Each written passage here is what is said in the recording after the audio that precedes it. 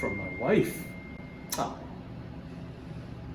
I miss you too. Should type it in Chinese. If there was only a way to do it.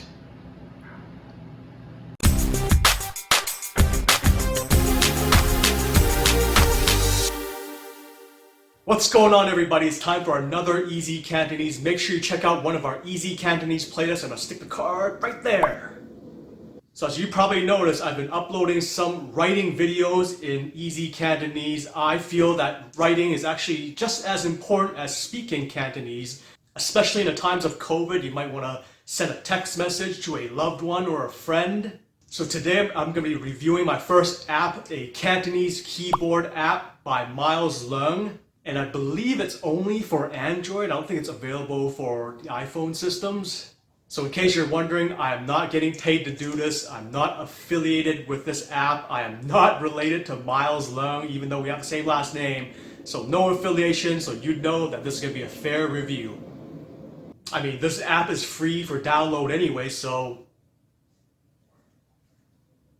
5% commission on free still means zero. Alright, let's get to it. Gonna go to Play Store. Type Cantonese keyboard. And then the first one that comes out is by Leung. Cantonese keyboard. And it looks like this is a little green logo here. Press install. And this is a free app, so don't need to pay for anything. Now it's installed. Okay, so I have to restart the recording because admittingly I'm not that good with my phone, and then I have to basically you have to turn it on first. So depending on what kind of phone you have, I have an older Samsung, I'm an Android guy. You gotta turn on the keyboard first, okay? So I'm here at settings. So this is for my particular phone. It's probably going to be different depending on what kind of phone you have. General management, language and input, and then on-screen keyboard, manage keyboards, and then the Cantonese keyboard is the second one here. So turn it on. Cantonese keyboard may be able to collect all the text you type, including personal data such as passwords and credit card numbers. Okay, so keep that in mind. Don't put your credit card numbers and passwords in there. Collecting information, okay. Bit of a downside, I guess, a little warning sign here, but I'll just press OK. Maybe I'll turn it off later. After your phone restarts, you need to unlock your phone before you can use this app. What? Let me restart my phone, I'll be back.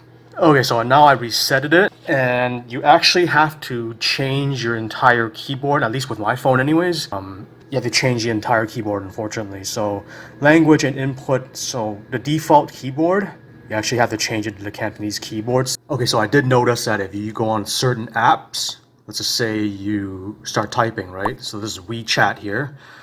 You start typing, and then the top left corner, you can actually select a keyboard. So it says select keyboard here, and then you can change it to, or you can flip it back to the Cantonese keyboard or the Samsung keyboard. So you see now it goes back to the Cantonese keyboard. And if you want to go back to the Samsung keyboard, you go like that, you click the Samsung keyboard. So that's a good way to flip the keyboard back and forth without going back to the settings. So I'm going to test it out. Let's see. So if I type in the Yutping romanization, let's just say Lei Hou Ma or something, right? How are you, right? So if you remember the romanization, then it's good, right? You can go into and then if you recognize the characters, you can see that it's this character here, right? That is if you recognize it, right? But if you don't, you can just type it out. So Ho will be H-O-U.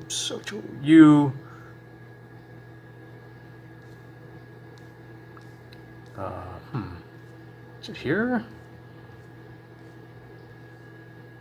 Yeah, interesting that it's not one of the first ones. Maybe Ho? So if I just type Ho, even though romanization is supposed to be H-O-U, then it's here, right? And then once again, the predictive text can just type Ma for the last one. Where is the question mark? So there you go. Took a bit of time, but I'm just getting used to it, so understandable. So if I want to type ma,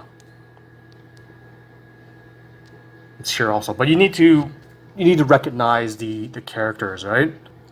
So one thing I did read about, if you want to do how are you again, you can actually type the first letters of each character in English in the romanization. So that means it's going to be, let's try it out. So Nei Hou Ma will be NHM, so it'll be NHM, then C will be the second one. Alright, so another common phrase is to say, I love you. So it'll be Ngo. Oi will be OI. And then, once again, the predictive text is there. So you can either punch it in like this or it's there, right? Oi they, like that. So it's pretty useful. So once again, we can try the first letters of each character. So it'll be N-O-N.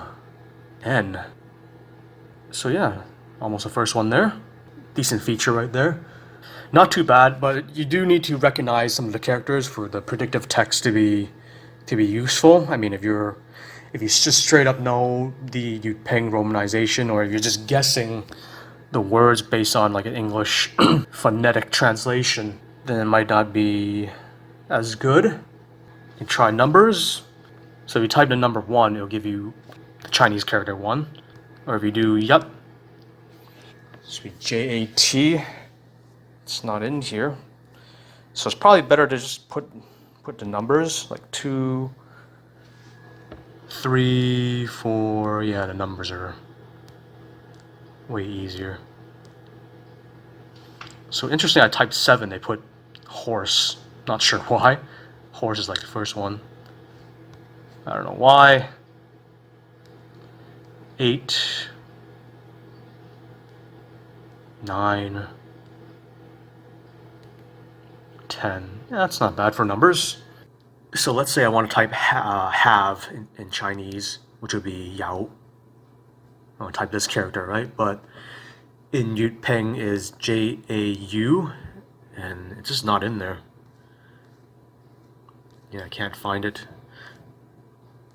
So the romanization Yutpeng tones isn't, it doesn't recognize it. If I use Mandarin Pinyin, it will be Yao, Y-O-U. And I don't think it's in here. Yeah, it's not in here either. So it doesn't really recognize Pinyin, Mandarin Pinyin. And if I just spell it the way I would spell, like Y-A-O, and it's not in there. So it's better just to type the English, right? Have, and there it is. So I also noticed that there's a nice dictionary function here for this app. So to say you want to type in an English word, it will translate it to Chinese. So say love. So it's right there, love. That's pretty good. Mother, mama. Car. So it's car here. You. Oops. Yeah, like that. Fly. Cake. Eggs. Or egg. Bye. Joiking. Hello. Nei Hou. Yeah, so that's a pretty good function. Alright, so I hope you enjoyed that. Here are the pros, the positives of this app. I feel that the dictionary function is very useful, so you can use it on your travels. It does not require data or Wi-Fi, so you can use it on your phone once it's installed. The predictive text is also very good, so you can just type in your first character, and then there would be some predictive characters after that for you to choose. So that's how you can make your word. So I also enjoy the history function of it. So basically, if you have a previously pressed character, some characters that you might use very often, it will tend to come up more often for you to choose.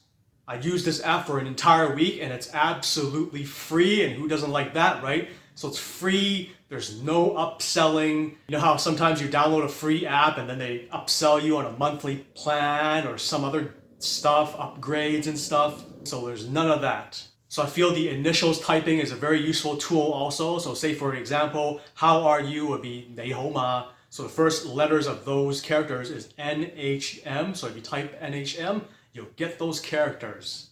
Is it initials typing or acronym typing? Okay, I don't know. I'm not very good at Cantonese or English apparently. If you have the answer, leave a comment below. So here are some of the negatives or cons of this app.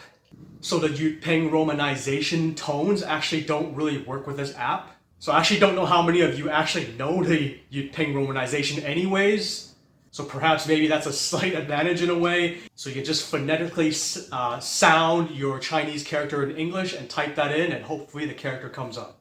So another downside of this app is that the dictionary only does one word. So say if you type something like happy birthday, it's not going to come up. If you try typing happy birthday separately, as in you type happy first, get that character, and then you type birthday afterwards and get that character, that's going to be a completely different phrase, so don't do that, okay?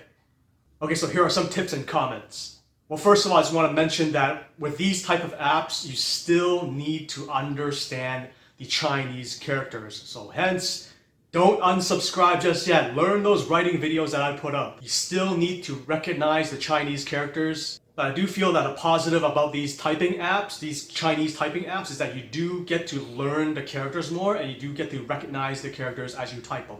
Okay, so the final verdict about this Cantonese keyboard made by Miles Leung, I actually do recommend it. I feel the dictionary function is very good and you don't need Wi-Fi or data to use it, you just need to install it. The app is absolutely free. I haven't seen any ads or upsells or anything like that. The predictive characters and text is also very good. The acronym or English initials typing is actually very good also, very helpful, and does save you a lot of time. So overall, thumbs up for this app. Is if you're interested in typing Cantonese and Chinese with your phone, make sure you download it. It's by Miles Leung. And it's absolutely free. And Miles, if you're watching, thank you very much for making this app. Must have been a lot of work. So give this guy a lot of credit. Alright, hope you enjoyed this edition of EZ Cantonese. If you enjoy these type of app review videos, make sure you give this a thumbs up. If there's any other apps you want me to review, leave a comment below and I will see you next time.